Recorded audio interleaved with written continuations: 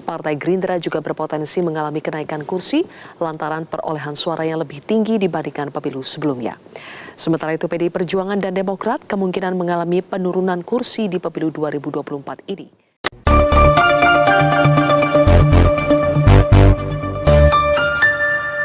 Akhir-akhir ini upaya Pak Prabowo Gibran untuk membujuk Partai Non-Koalisi Indonesia Maju nampak makin gencar. Ada yang tahu alasannya? Ternyata berdasarkan perolehan kursi pemilu 2024, kekuatan Koalisi Indonesia Maju itu lebih kecil jika dibandingkan partai non-pendukung. Maka dari itu mereka butuh gercep, cak-cek, set-set, des-des. Sebelum para ketua umum partai sadar atas kondisi tersebut, makanya Pak Prabowo bilang mau merangkul, menggandeng. Alasannya ya harus bersatu kembali setelah Pilpres. Mau bagaimanapun, agak ngeri-ngeri sedap ini ngadepin partai non-koalisi di parlemen. Bisa jadi yang ngasih masukan untuk segera nambah partai pendukung ya Pak BY. Waktu pemerintahan Pak BY di 2004 hingga 2014 itu loh, saat PDIP jadi oposisi, kan ngeri banget. Nah, gerakan cepat sudah dieksekusi sama Pak Prabowo. Usai ditetapkan KPU sebagai cawapres terpilih, Pak Prabowo sudah langsung nih merapat ke PKB menemui Caimin.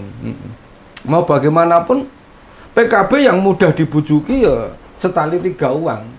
Mas Gibran sejak awal juga sudah menyampaikan mau sowan Pak Anies dan Pak Ganjar setelah PKB. Yang giliran bakal didekati ya Nasdem nanti. Yang masih punya satu menteri di kabinet. Apalagi Pak Surya Paloh nih sudah sempat bertemu presiden setelah Pilpres. Sekarang coba kita lihat komposisinya. Partai pendukung Prabowo Gibran beserta perolehan kursi di Senayan. Di Koalisi Indonesia Maju ada Gerindra, ada Golkar, ada PAN, dan Demokrat. Hasil pemilu menunjukkan Gerindra itu mendapatkan 86 kursi, kemudian Golkar 102 kursi, Demokrat 44 kursi, dan PAN 48 kursi. Atau di total jumlahnya ya kurang lebih sekitar 280 kursi. Sementara non-koalisi Indonesia Maju ada 4 partai, PDIP dengan 110 kursi, PKB 68 kursi, Nasdem yang ketiga 69 kursi, dan PKS 53 kursi. Atau bila dijumlah ini jumlahnya 300 kursi. Komposisinya jadi 52% dibanding 48%. Di titik inilah kemudian ada upaya-upaya merangkul atau mengurangi potensi kekuatan lawan.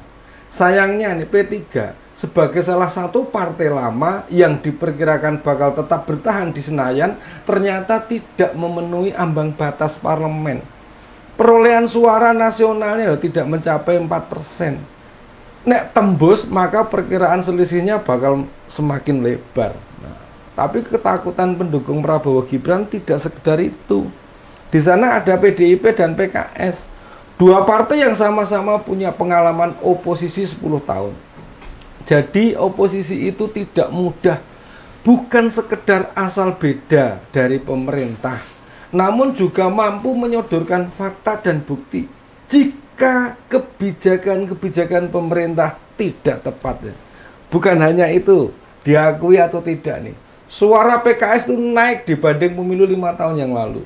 Menegaskan meski selama 10 tahun tidak banyak suara, tapi kerja mereka lumayan bagus. Memenangkan pemilu di DKI, di Depok, di Bogor, sama Tangerang Selatan. Kalau nggak salah nih, makin menegaskan hal itu. Yang tentu paling dikhawatirkan Prabowo Gibran otomatis PDIP, walaupun kursi di DPR itu berkurang 18 kursi. Siapa sih yang tidak mengakui kekuatan ideologi wong ciliknya PDIP?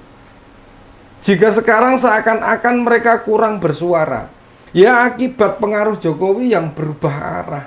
Makanya PDIP harus berupaya memperlihatkan kembali bahwa mereka membersamai rakyat, tutup upaya, ada pandangan.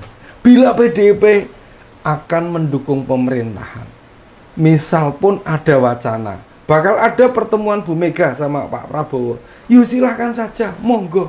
Sebagai ketua umum partai, apalagi sebagai sahabat lama, tidak ada yang salah dengan bertemu. Namun tanpa jadi oposan, PDIP bakal makin rugi dalam politik 5 tahun mendatang. Bila sekarang nih, suara pemilih Prabowo Gibran terlihat besar.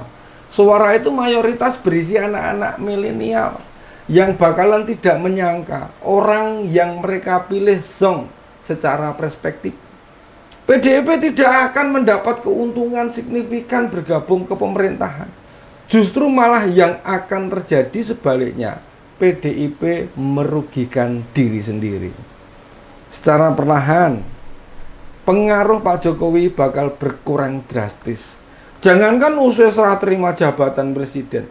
Sekarang saja ya, kekuatan Pak Jokowi dalam berjuang atas nama rakyat sudah banyak dipertanyakan. Setelah harga beras turun, kini giliran Lombok, terus telur, gula yang naik. Apa Pak Jokowi peduli? Peduli nggak kira-kira? Nah, ya, saat ini momentum yang pas bagi PDIP mengambil alih suara publik, meneruskan atau membesarkan keresahan-keresahan rakyat. Sudahi berdebat atau ngeyel tentang hasil pilpres. Kini waktu tepat memperjuangkan kami loh. Semua melemahnya rupiah dan melonjaknya harga emas jadi indikator kekuatan ekonomi kita di tingkat dunia ikut terganggu. Jangan dikira rupiah melemah tidak ada pengaruhnya. Contoh sederhana, Pan.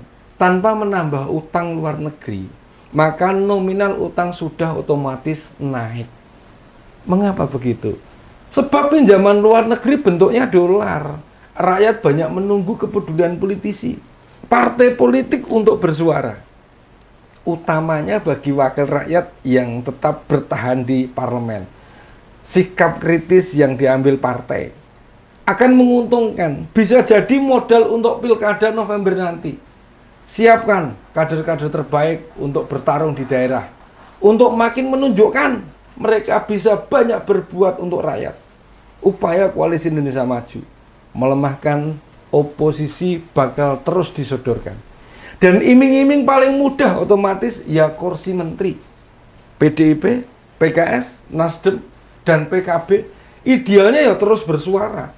Mau sampai kapan membiarkan pemerintah atau Prabowo Gibran menguasai isu-isu nasional, sementara rakyat jelata berteriak sulit nyari uang.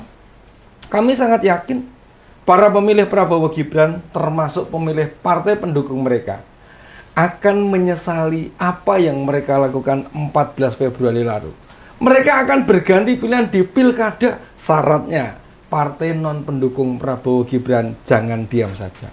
Sekarang ini momentum yang tepat untuk menyuarakan ada yang salah dengan cara berpolitik yang melanggengkan kekuasaan. Mau sampai kapan kalian akan diam saja? Demikian opini kali ini.